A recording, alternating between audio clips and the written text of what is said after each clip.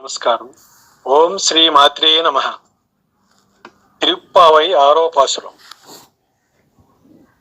உள்ளும் சிலம்பினகான் பொள்ளரையன் கோயில் வெள்ளை விழிதங்கின் பேர் பேரரவம் கேட்டிலையோ பிள்ளாய் இழிந்திராய் பேய்முலை நஞ்சுண்டு கள்ளச்சகடம் கலக்களியக்காலோச்சி வெள்ளத்தரவில் துயில் அமர்ந்த வித்தினை உள்ளத்துக் கொண்டு முனிவர்க்குசும் யோகிகளும் மல்ல எழுந்தறி என்ற பேரரவம் உள்ளம் புகுந்து குளிந்தேரோர் எம்பாவாய்.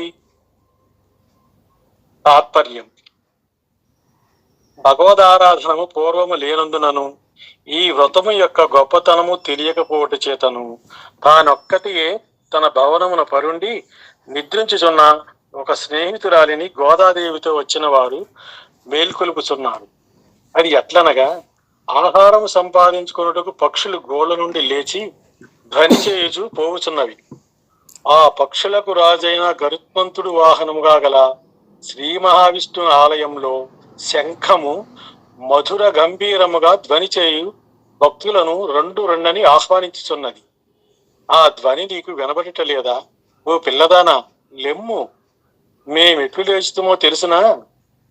పోతన ఇచ్చే స్తన్యమును త్రాగినట్టియు తనను చంపగా వచ్చిన శకటాసురుని కాలుతాపు టోకాలుని వద్దకు పంపిన వాడును సముద్ర జలముపై హంసతూలికా తల్పం కంటే సుఖకరమైన శేషశయ్యపై లోక రక్షణమునే ఆలోచించు రోగ నిద్ర అనుభవించు జగత్కారణమైన పరమాత్మను తన హృదయములందు బంధించి మెల్లగా నిద్ర మేల్కొలుపు మునివర్యులు హరిహరి అని చేయు భగవన్నామ ధ్వని మా హృదయములలో ప్రవేశించి మమ్ము నిద్ర నుండి మేల్కొలిపినది.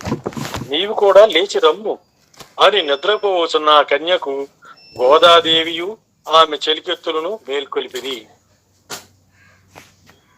6వ పాసురము. ఒక్క నిమిషం ఆగు.